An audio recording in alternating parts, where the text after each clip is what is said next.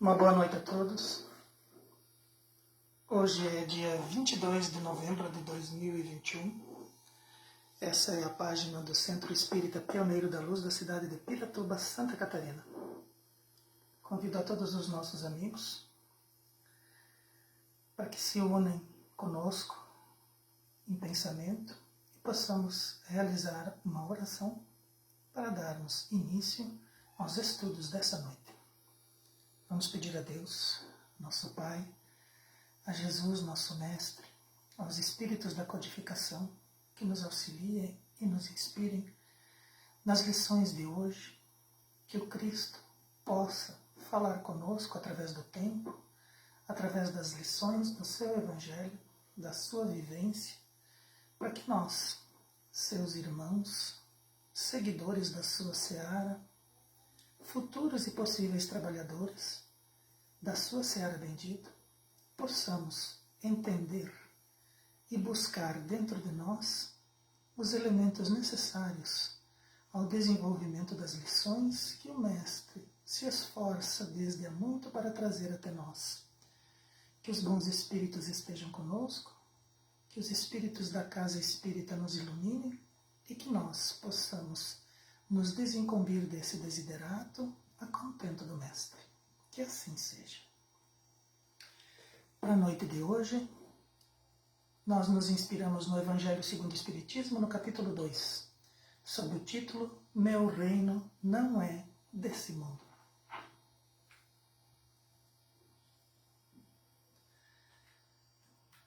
Pilatos pergunta a Jesus: És o rei dos judeus? Ao que Jesus responde: Meu reino não é desse mundo. Se o meu reino fosse deste mundo, os meus servidores teriam combatido para que eu não fosse entregue aos judeus. Agora, porém, o meu reino não é daqui. Nós buscamos esse trecho no Evangelho de João, capítulo 18, versículo 33. Aqui nós temos o julgamento de Jesus na Semana Santa, quando ele foi capturado e entregue aos seus perseguidores, e esses o colocam sob o julgamento dos invasores romanos, para que eles pudessem se eximir das complicações de executar aquele homem sem crime algum, atribuindo esse fato aos conquistadores. Mas todas as tramas do destino que envolvem todos esses relatos trazem para nós importantes reflexões que todos nós devemos nos esforçar para entender. O reino do Mestre ainda não estava no planeta Terra. Ainda hoje não se encontra aqui. Já existem expressões maiores a respeito disso, mas o reino todo não está implantado. Ainda é preciso muito trabalho. Há muito que se esforçar ainda para que o reino do Mestre também se estenda até aqui. Naquela época, o Mestre estava apenas iniciando o seu Evangelho. Naquela época, o Mestre ainda estava trazendo para nós pequenas expressões do que viria a ser o Evangelho do Mestre em terras do planeta Terra. E quando nós observamos essas orientações do Mestre, quando ele fala aqueles que o interrogavam, obviamente que Jesus tinha muitos argumentos. Se ele quisesse se defender, se ele quisesse argumentar com aqueles homens, eles não conseguiriam manter um diálogo acusatório com o Mestre. Mas o Mestre não se defende, ele fala pouco, ele coloca para nós uma condição de saber o que fazer, mas de saber também o que deveria ser feito em relação àquelas condições materiais que o abordavam, aquelas políticas humanas que ali existiam, e que isso fazia parte do seu caminho, da sua cruz, do seu messianato, e que isso traria lições muito importantes para nós, que vivíamos e que estávamos em vias ainda de nascer neste planeta, e do qual nós hoje podemos buscar informações desde o Mestre e aplicá-las no nosso dia, atuais que estão até hoje.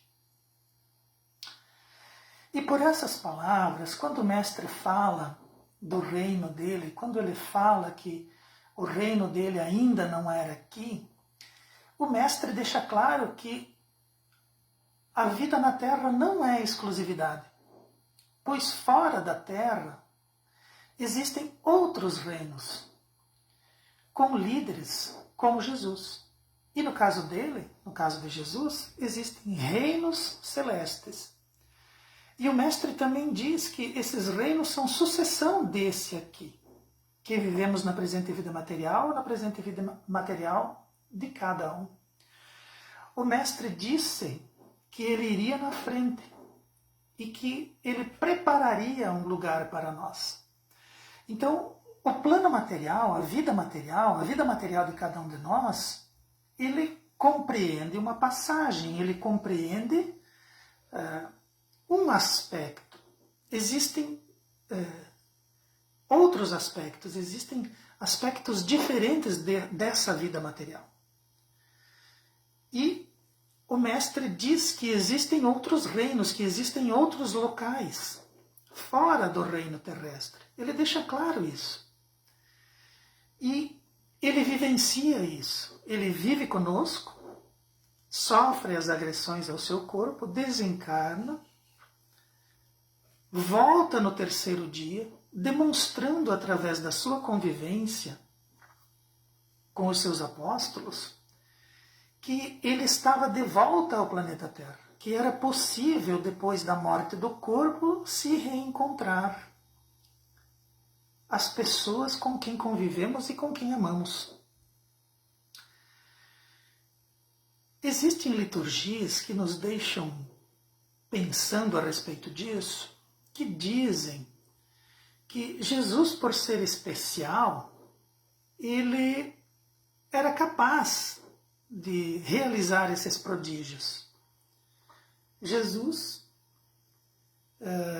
tinha um privilégio, e esse privilégio permitia a ele, mesmo depois de descer ao solo, mesmo depois de perecer em seu corpo físico, voltar a nos encontrar. Nos parece que Deus, nas suas infinitas expressões, infinitas nesse caso, que ele as possui em todas, e todas elas estão no grau máximo de perfeição, nos parece que Deus, nesse aspecto, ele teria eleitos, ele realizaria concessões a respeito de uns em detrimento de outros. Se todos somos criados iguais, por que de repente Jesus tem o privilégio de desencarnar e voltar e nós não? Por que isso acontece? Existem interpretações a respeito disso, existem liturgias a respeito disso que nos confundem, que vêm muitas vezes trabalhar contra aquela expressão que o Cristo conseguiu, depois de muito esforço, nos apresentar. E que, pelas nossas deduções e pelo nosso processo evolutivo ainda incompleto, nós vemos isso como uma circunstância, como um privilégio. Fazemos essas observações a despeito da nossa própria evolução. E colocamos conclusões tão imprecisas como é o nosso desenvolvimento ainda. Então, o Mestre, com todo o seu exemplo, deixa claro para nós que o que morre é o corpo físico, que depois que nós desencarnamos é possível ainda o contato, e que depois dessa vida material existe uma vida espiritual que diz respeito às promessas que o Mestre fez para cada um de nós através da sua própria experimentação. Os ensinos de Jesus não teriam efeito moral sem a existência de uma vida futura, sequência dessa vida material. Então toda a moral que o Cristo ensinou, toda a moral que o Cristo procurou demonstrar, ela perde efeito sem uma vida futura. É importante que entendamos isso, que tudo aquilo que o Mestre sofreu, tudo aquilo que ele demonstrou para nós à custa do próprio corpo, é para nos deixar claro que existe uma vida futura e que essa vida futura é sequência dessa vida material que estamos vivendo agora. Somente a vida futura justifica as anomalias que encontramos em nossas vivências e por isso deve ser o ponto de mira de todos nós. Então, por que nos mantermos em progresso? Por que nos mantermos virtuosos? Por que nos mantermos observadores do Cristo e seguidores do Mestre? Por que faríamos isso se não existisse uma vida futura? Por que viver da forma como vivemos, observando as leis divinas? Por que persistir na caridade, na paciência e na indulgência, se nós não temos um futuro aonde essas expressões sejam levadas em conta a partir do nosso próprio trabalho e esforço? Então essas dificuldades, esses descaminhos, essas dores, essas tribulações, essas anomalias que perpassam a nossa vida, que perpassam nossas existências, elas ganham uma justificativa, elas ganham uma explicação. Nós assim o fazemos e assim o vivenciamos, porque existe um aspecto, existe um ponto de mira, existe um horizonte além dessa vida material, que com certeza, observadas as falas do Mestre, vai nos premiar em paz de espírito, em equilíbrio, em esperanças, em reencontros, e que todos nós, se fizermos o esforço particular de cada um de nós, poderemos conviver com o Mestre Jesus naquilo que ele coloca como sendo o seu reino. Se o reino dele ainda não estava na terra, se o reino dele não era na terra, e se ele nos dá o exemplo de como chegar até esse reino, quais são as atitudes que premiam, que carimbam o nosso passaporte para esse reino, nós precisamos observar isso e transformar isso numa alça de mira para todos nós. Nós precisamos focar em alguma coisa para que possamos caminhar e alcançar essas experiências ditosas que nos são prometidas. Então a vida futura, ela explica as nossas dificuldades e diz para nós que essa vida futura pode ser vivida junto com o Mestre se nós observarmos aquilo que é o seu Evangelho. Mas a nossa trajetória evolutiva nos apresentou a diversas concepções sobre a vida futura do Cristo. Mas a que nos parece mais apreciável e sólida é aquela da visão espírita, pois ela se apresenta mais inclusiva e abrangente, ao passo que as outras são imprecisas, bairristas, manipuladoras e de privilégios. Então, na trajetória evolutiva humana, diversas concepções, diversas interpretações da vida futura nos foram legadas.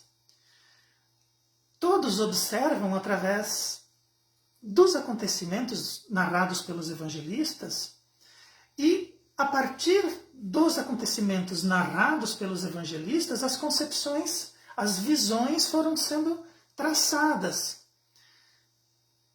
E isso nos foi legado, isso chegou até nós. Isso dizia a respeito dessa vida futura. Então, aquilo que foi visto, aquilo que foi narrado, traz para nós um quadro e uma interpretação do que viria a ser essa vida futura. Mas muito daquilo que chegou até nós, muito dessas interpretações, elas são imprecisas, muitas vezes elas são voltadas para determinados grupos, fechados, do qual, se você não faz parte, você não teria direito, se você não aderisse, você não teria direito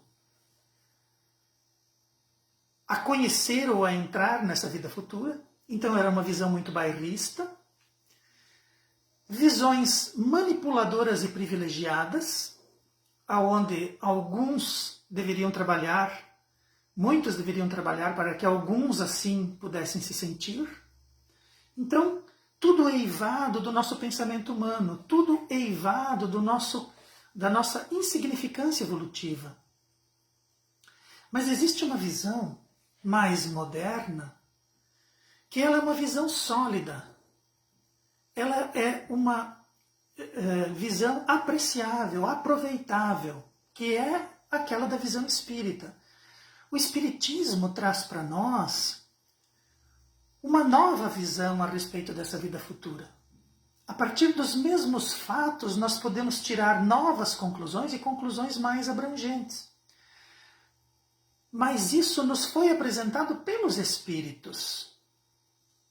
Espíritos que já estiveram na matéria, que reencarnaram diversas vezes e desencarnaram tantas vezes quantas foram as encarnações. E esses espíritos estão fora da matéria e nos trazem de lá, a respeito dessa vida futura, notícias muito, muito apreciáveis, muito sólidas, como a própria expressão diz, que compõem essa visão espírita.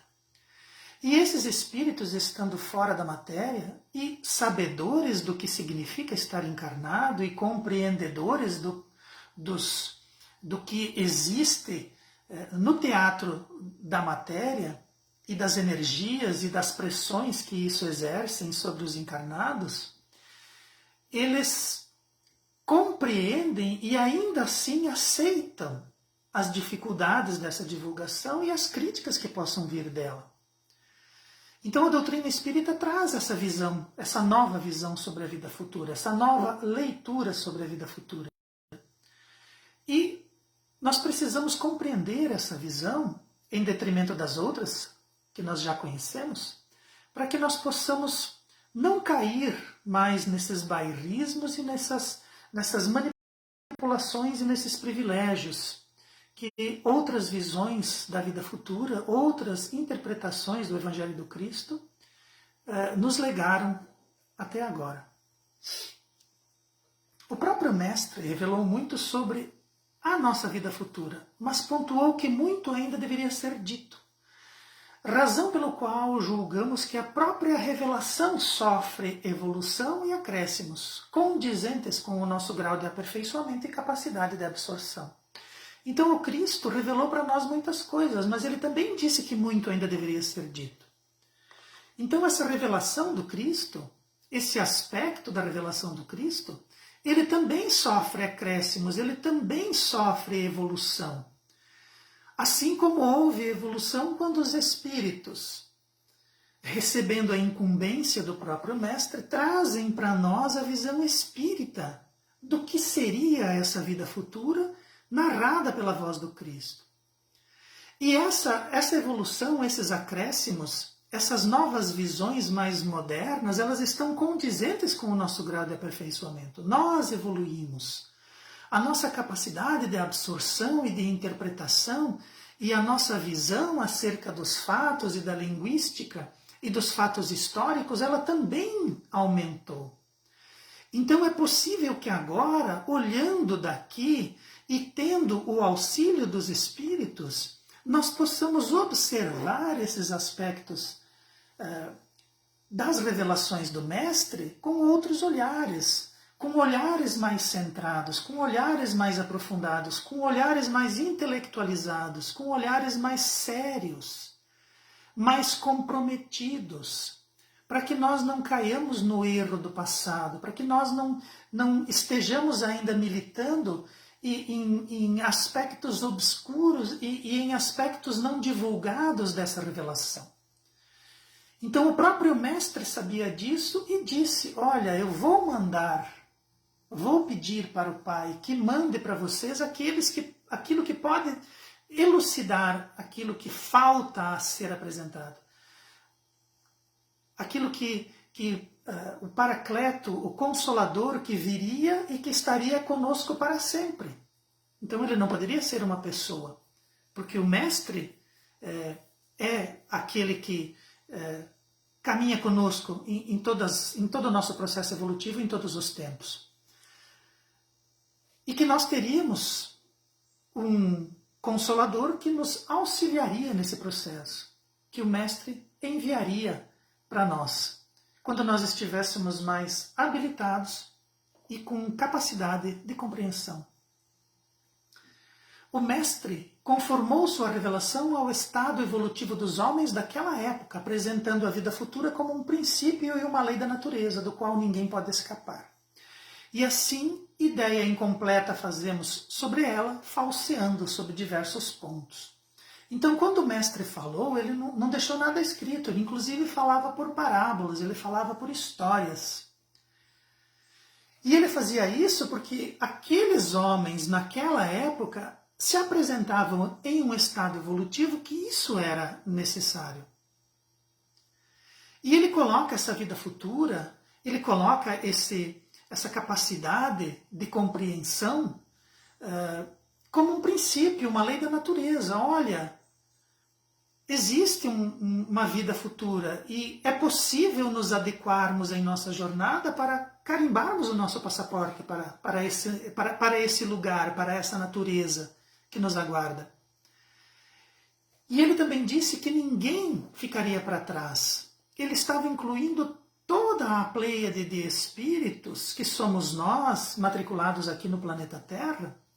Ele estava garantindo que nenhum de nós ficaria para trás. Não haveria como um ser em processo de evolução constante fugir a essa lei natural, fugir a esse princípio da evolução, do crescimento, da melhoria, da vida futura. Não há como fugir disso. Nós estamos construindo diariamente a nossa vida futura. O futuro nos aguarda porque a evolução é constante. Nós estaremos no futuro. E ele, dando o próprio testemunho, deixa claro para nós que a vida material, ela cessa. Mas 3 dias depois, a vida espiritual dele se processa estuante. Ele estava junto com os seus, depois que os seus o haviam descido ao solo. E se nós tínhamos ideia incompleta, se o próprio Mestre disse que não podia dizer tudo, a nossa compreensão era incompleta. Aquilo que nós tínhamos como noção a respeito dos fatos era incompleto. E é possível que nós estivéssemos falseando sobre diversos pontos. É possível que nós estivéssemos construindo observações que não eram as verdadeiras. Elas eram incompletas, porque incompletas também eram as informações. Incompleto era o nosso entendimento. Incompleta era a nossa evolução. Era necessário que o tempo transcorresse e que nós nos desenvolvêssemos. Mas e aqueles do passado que deixaram o planeta, que desencarnaram sem as luzes do Espiritismo, sem as novas compreensões? Como ficam esses? Eles ficam congelados, eles ficam adormecidos, eles ficam armazenados em algum lugar, sofrendo muitas vezes porque não tinham elementos necessários a uma amplitude maior? Ou será que eles voltam depois de algum tempo? Ou será que eles reencarnam?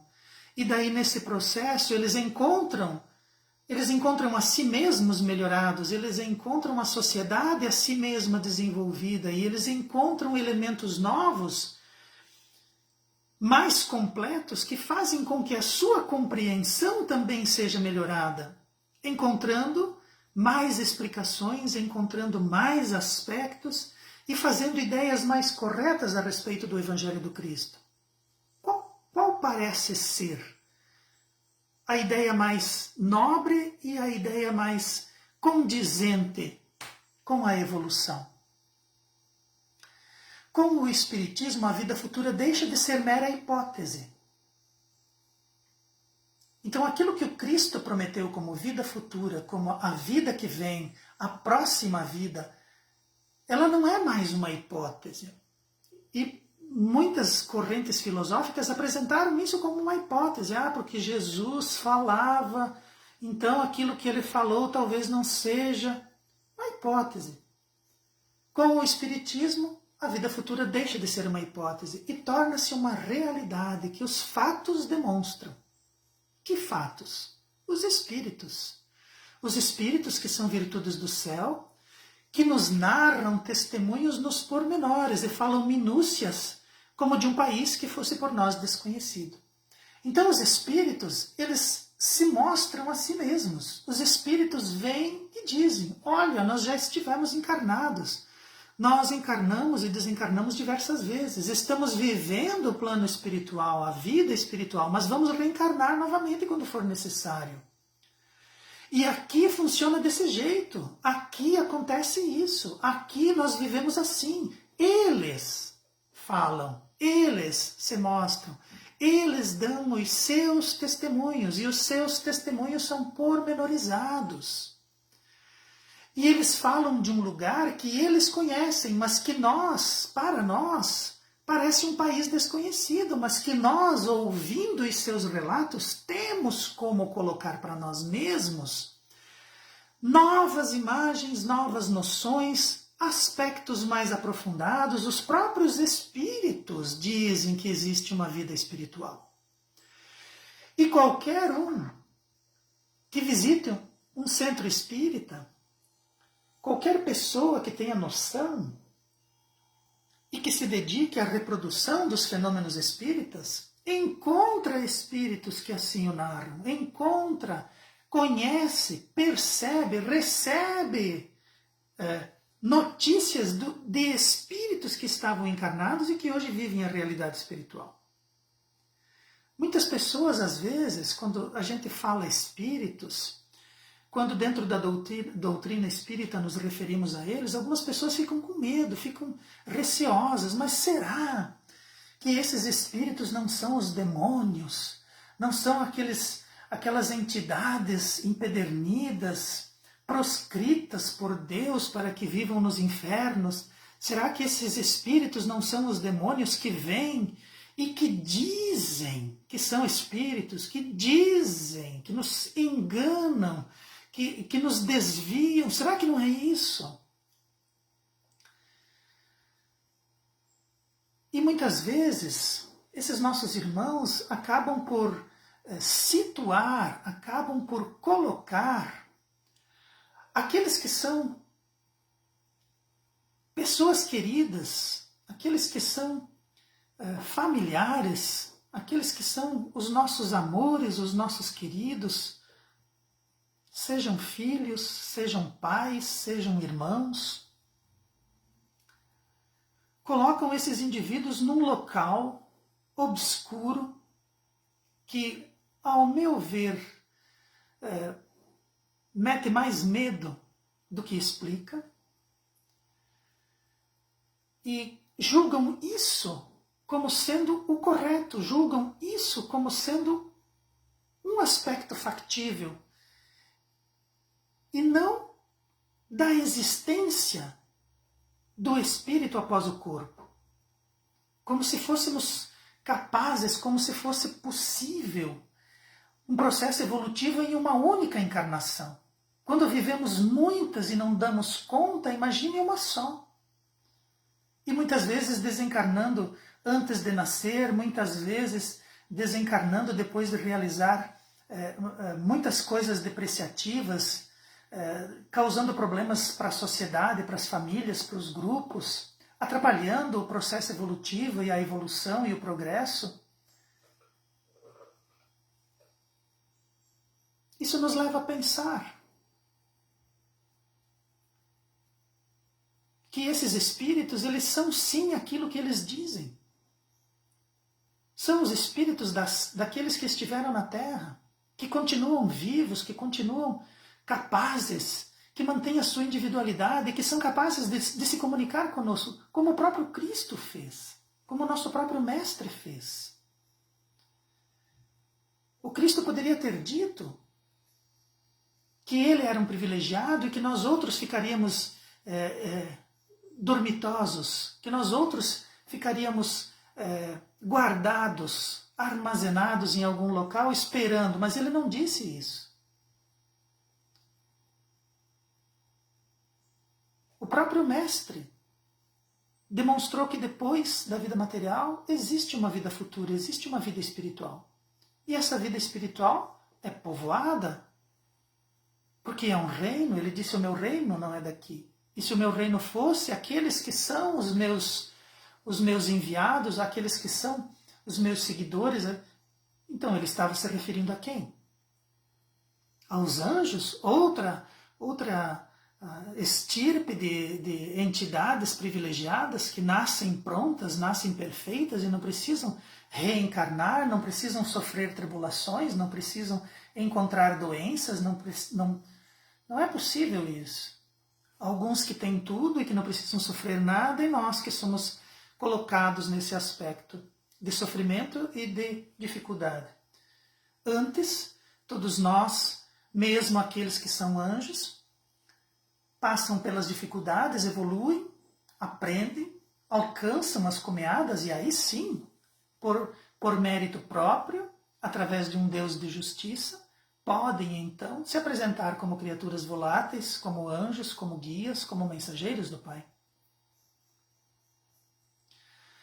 Os relatos dos espíritos demonstram que a vida que continuam vivendo é tão racional, ditosa ou infortunada, pacífica ou angustiante como dela fizeram na Terra, não podendo ser de outra forma.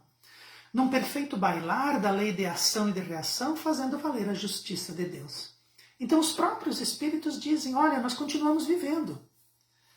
E nós continuamos vivendo de forma racional, nós somos inteligentes, nós nos aprimoramos, inclusive quando estamos aqui, nós estamos cientes do que aconteceu, a nossa vida é tão feliz ou tão infeliz, ela é tão pacífica ou tão angustiante como ela foi na Terra. Se nós na Terra vivemos vidas infortunadas, angustiantes e irracionais, abandonado o corpo na Terra, a vida deles continua da mesma maneira, não pode ser de outra forma, não pode ser indiferente.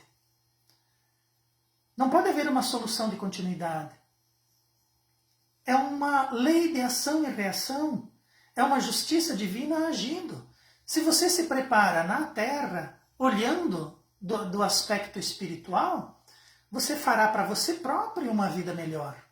Agora, se você acredita que só o que existe é a vida terrestre, você vai viver uma vida angustiante e infortunada, mesmo depois que você desencarna. Você abandona o processo da matéria, mas você ainda vive ligado a ela. E não pode ser de outra forma. Ninguém vai ser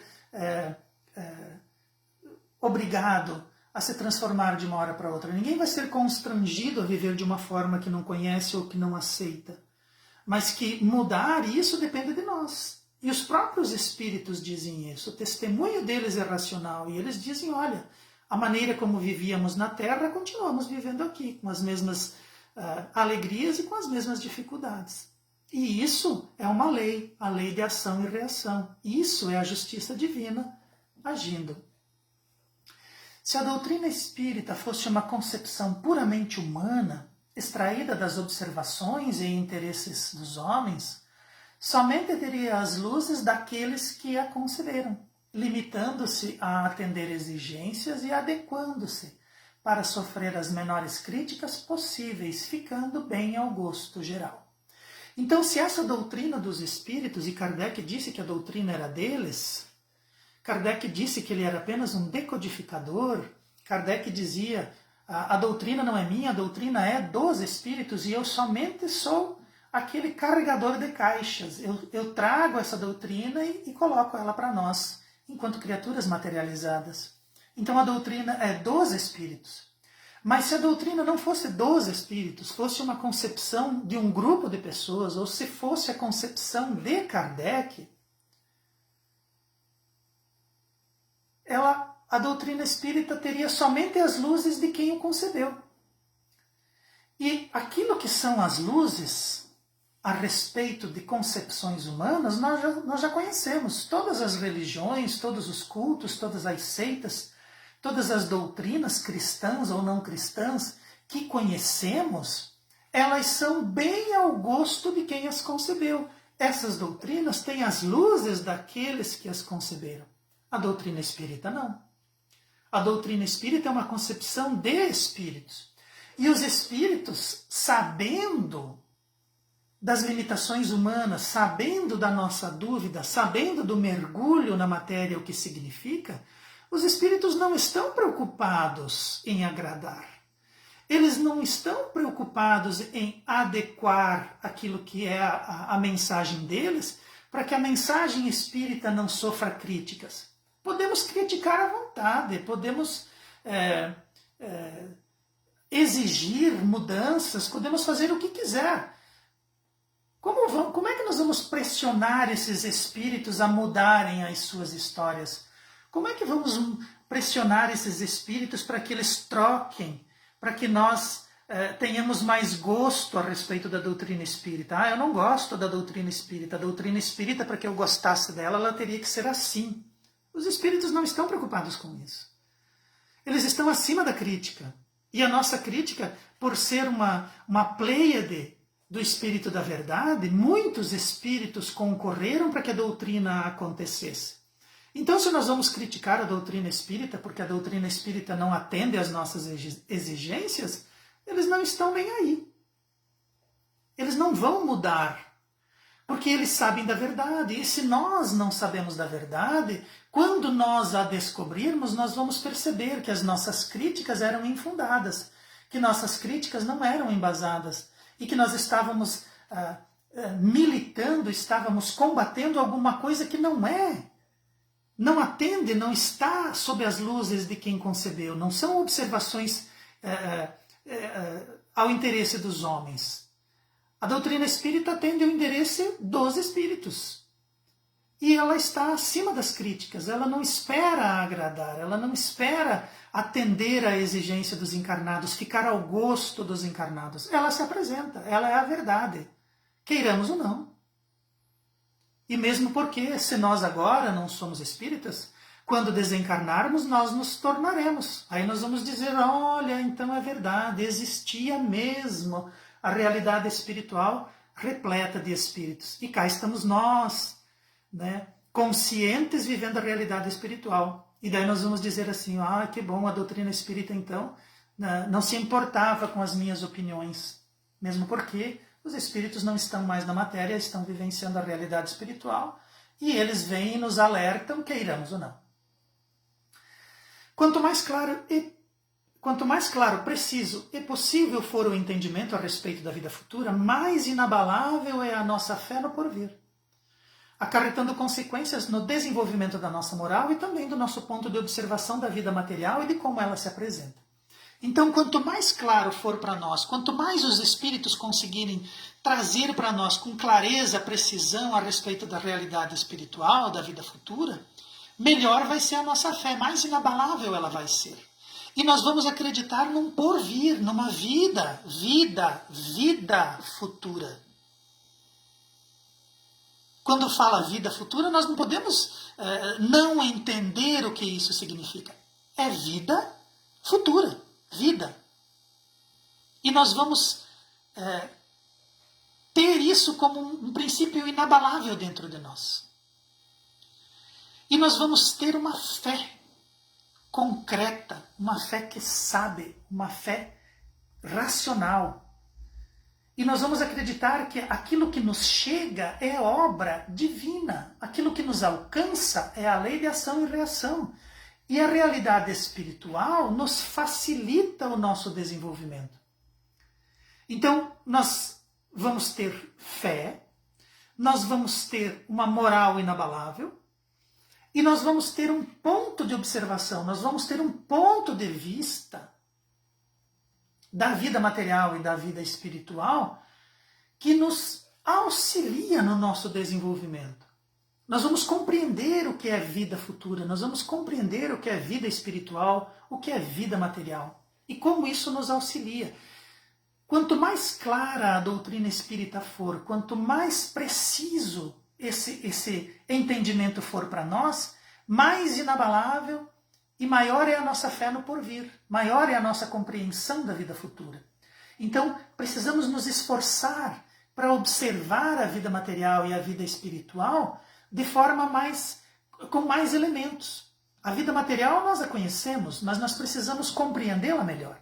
E a vida futura, a vida espiritual, os espíritos nos dizem como ela é. E nós precisamos utilizar essas informações para nos posicionar, para posicionar o nosso ponto de vista a respeito dessas coisas. Para quem observa a encarnação pela ótica dos espíritos, então estamos encarnados, estamos na matéria, observamos da matéria para a vida espiritual. Ótimo, mas agora nós somos chamados a observar a matéria pela ótica dos espíritos, observar pelos olhos deles, pelos relatos deles. E o que os espíritos dizem? A vida material se torna uma simples passagem.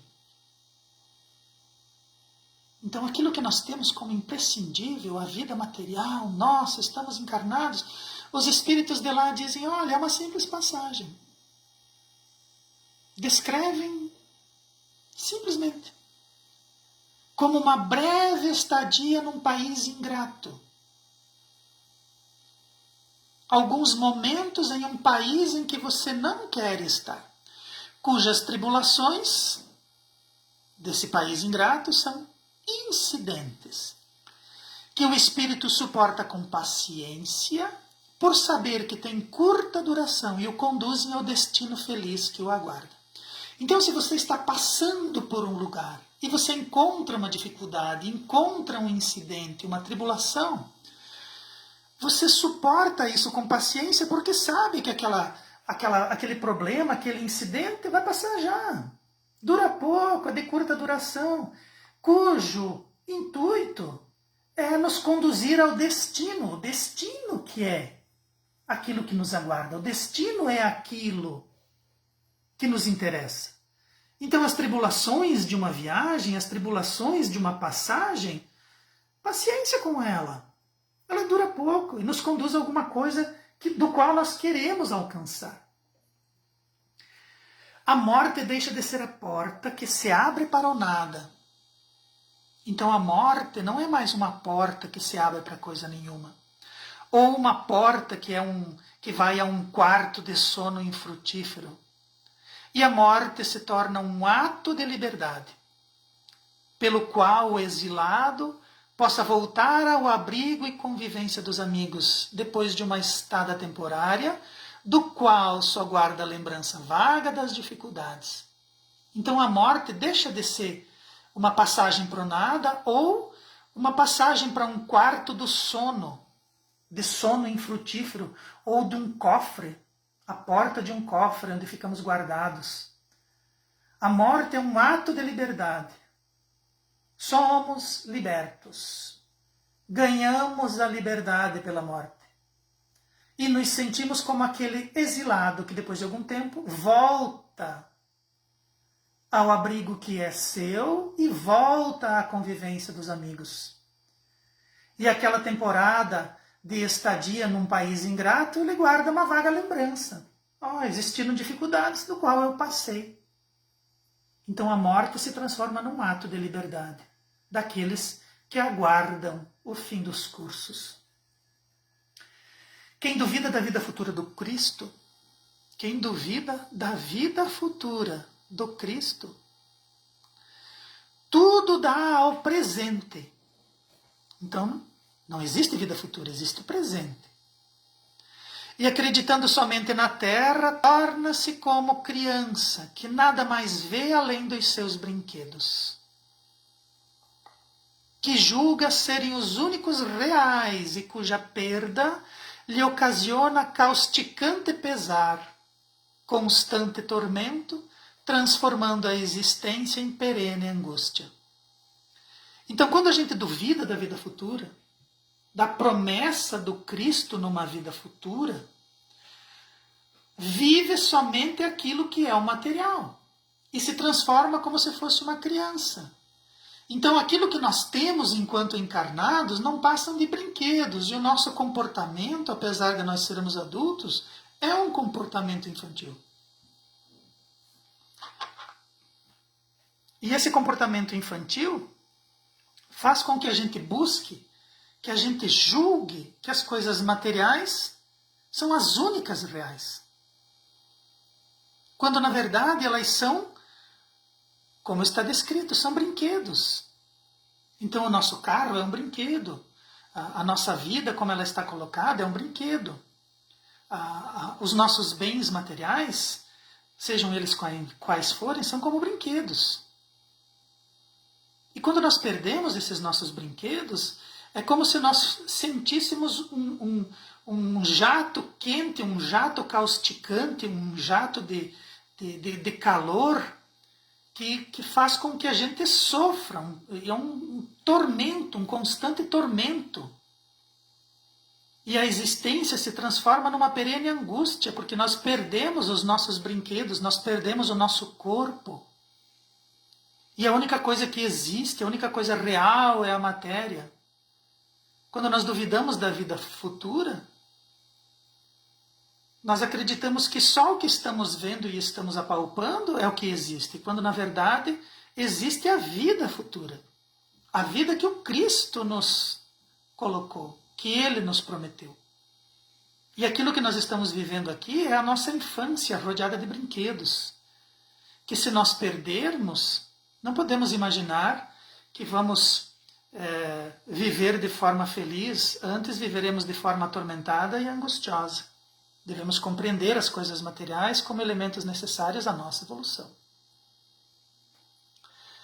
Assim posicionados, tudo que nos rodeia assume angustiosa proporção e as dificuldades adquirem grande importância.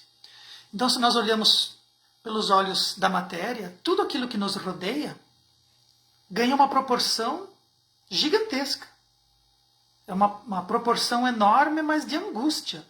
Porque as coisas materiais, elas se dissolvem, o corpo envelhece e morre. O dinheiro acaba, a saúde também, os nossos amores se dissolvem com o passar do tempo. Não há como manter aquilo que é matéria. Mas aquilo que é o espírito, sim.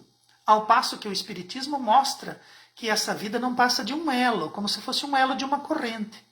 Um elo no harmonioso e magnífico conjunto da obra do Criador. E a vida segue vibrante e infinita. Então nós temos dois posicionamentos com base naquilo que o Cristo fala para nós.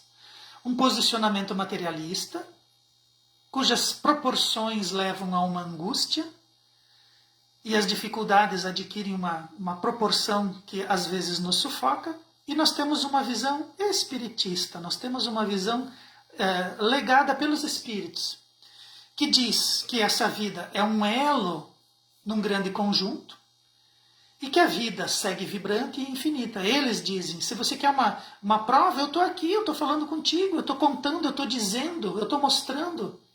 E eu estou dizendo que nós vivemos da mesma maneira como vivíamos na Terra, que a realidade espiritual existe, que nós precisamos compreendê-la e nos melhorar, porque quanto mais nos melhoramos, mais harmoniosa e mais magnífica é essa vida espiritual que nos aguarda. Temos duas visões. Uma visão pessimista, que encerra tudo, e temos uma visão otimista, que diz que nós podemos trabalhar numa melhoria infinita, numa projeção, numa progressão rumo ao Cristo, rumo ao reino que é dele, ao reino que ele vive, ao reino que ele idealizou e que ele diz, olha, meu reino não é daqui, meu reino está lá fora. E daí depois ele diz, olha, eu vou na frente, vou aguardar vocês. Mas é imperioso que você entenda o que está acontecendo, é imperioso que você se adeque à lei de causa e efeito, e que você compreenda a justiça de Deus e que você acredite nessa vida futura, para que nós consigamos ultrapassar as coisas da matéria e não ficarmos absorvidos como criança a despeito de brinquedos que tenhamos enquanto estamos matriculados no planeta Terra. Era disso que eu gostaria de falar hoje. Esse assunto, falar do Cristo, sempre nos coloca numa condição de falar a respeito de coisas muito profundas, que parecem simples, mas que não são, que exigem de nós uma compreensão maior e um aprofundamento das nossas sondas mentais. A doutrina espírita nos ajuda nisso, ela traz novas visões que nós somos capazes de compreender e que traz para nós relatos e experiências daqueles que nos antecederam e que estão bem de acordo com o nosso processo evolutivo e a nossa capacidade de compreensão. Basta que a gente se esforce e busque esse aprendizado e essas informações. Gostaria de encerrar agradecendo em oração a Deus nosso Pai, a Jesus nosso Mestre e aos amigos espirituais que nos trouxeram a doutrina espírita e que abrem para nós, através dos seus relatos, toda uma gama de experiências já vividas e que servem para nós de exemplo, assim como foi o do Cristo, corroborando com aquilo que o Mestre falou e que nós agora podemos trabalhar em nosso próprio progresso, entendendo aonde estamos inseridos e de que forma podemos nos melhorar e de que forma podemos alcançar aquilo que são as promessas que Ele fez.